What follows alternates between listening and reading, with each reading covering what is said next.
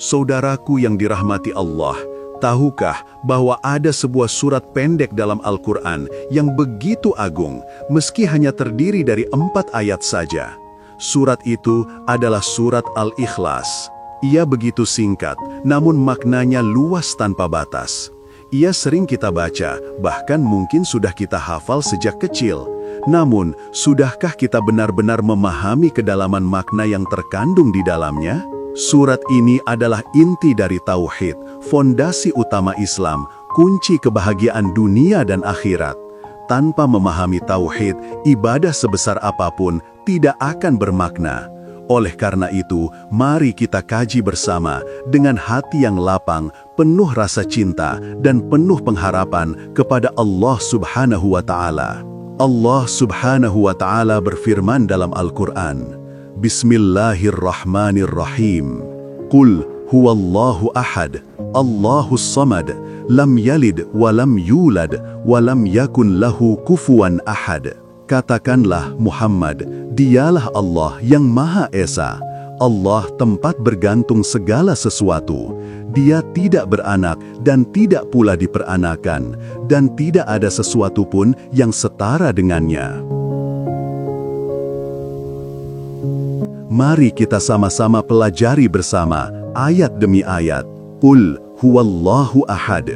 Katakanlah Muhammad, dialah Allah yang Maha Esa.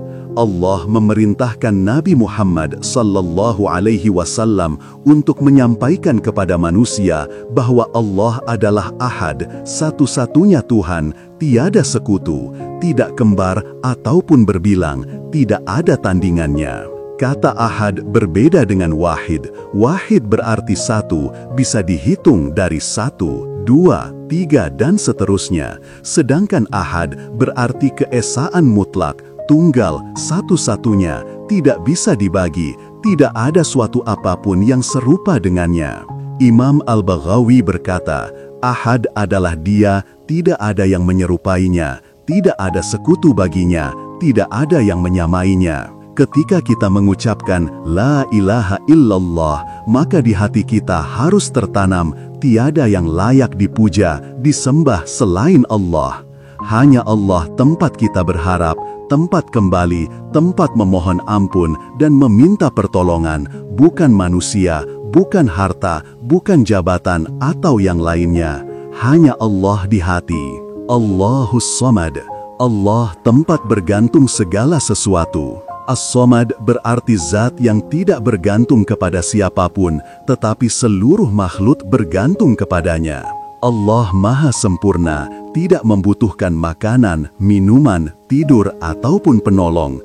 Benar-benar berdiri sendiri, Maha Kuasa.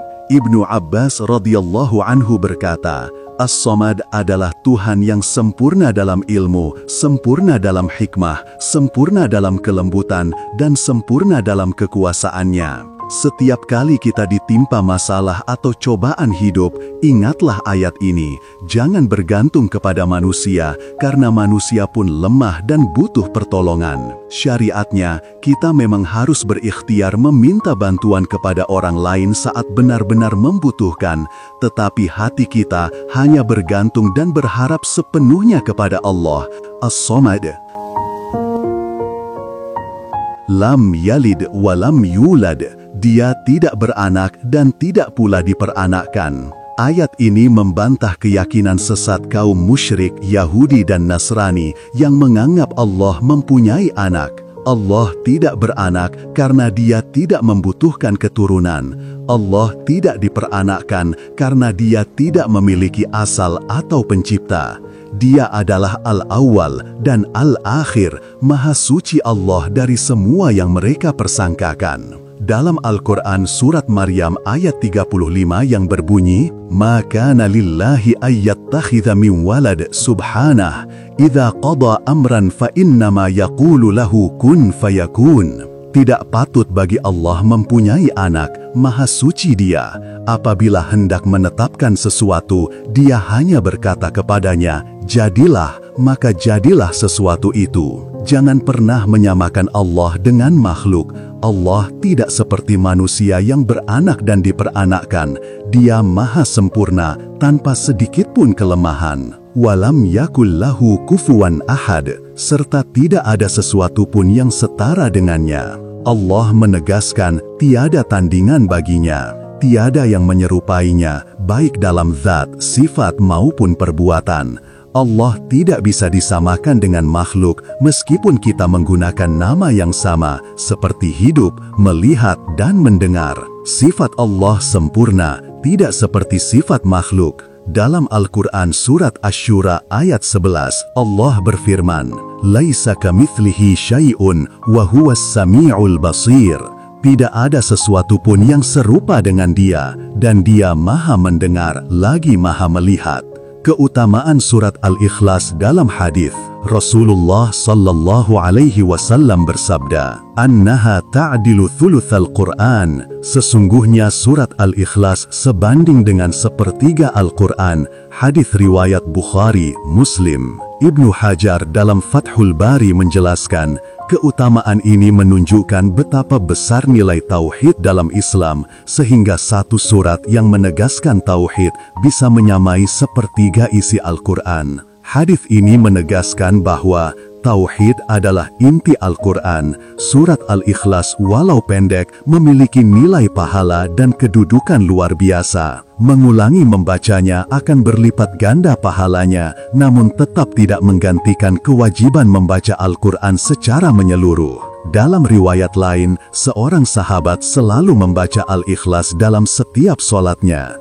Ketika ditanya alasannya, ia menjawab, "Karena di dalamnya terdapat sifat Ar-Rahman dan aku mencintainya." Rasulullah sallallahu alaihi wasallam pun bersabda, "Hubbuka iyyaha adhalakal jannah." Kecintaanmu kepada surat ini akan memasukkanmu ke surga. Hadis riwayat Bukhari. Salah satu cara mengamalkannya adalah sebagai berikut: membaca Al-Ikhlas setiap malam sebelum tidur, sebagaimana Nabi sallallahu alaihi wasallam mencontohkan. Menjadikan surat ini zikir penguat tauhid saat pagi dan petang, terutama saat merasa lemah iman. Membacanya setelah sholat sunnah rawatib, misalnya sholat sunnah qobliyah subuh, yaitu 2 rakaat sebelum subuh. Pada rakaat pertama, membaca surat Al-Kafirun, Qul ya ayyuhal kafirun, dan rakaat kedua, membaca surat Al-Ikhlas, Qul huwallahu ahad. Mengajarkan kepada anak-anak sejak dini agar mereka memahami Allah itu Esa dan Maha Sempurna. Di dalam surat Al-Ikhlas terdapat 3 pilar ajaran tauhid. Pertama, tauhid rububiyah. Allah satu-satunya pencipta, pemilik dan pengatur semuanya. Kedua, tauhid uluhiyah, hanya Allah yang berhak disembah. Ketiga, tauhid asma was sifat, Allah memiliki nama-nama dan sifat sempurna tanpa menyerupai makhluk. Saudaraku, surat Al-Ikhlas bukan hanya bacaan pendek untuk sholat, tapi ia adalah nafas tauhid. Ia adalah inti dari agama Islam. Mari kita tanamkan dalam hati, kita ulang dalam lisan, kita buktikan dalam perbuatan bahwa hanya Allah yang Esa, tempat bergantung, tidak beranak, tidak diperanakkan, dan tidak tandingan baginya. Semoga dengan memahami surat Al-Ikhlas, kita semakin mencintai Allah, semakin yakin padanya, dan kelak Allah masukkan kita ke dalam surganya yang penuh rahmat. Amin ya Rabbal Alamin.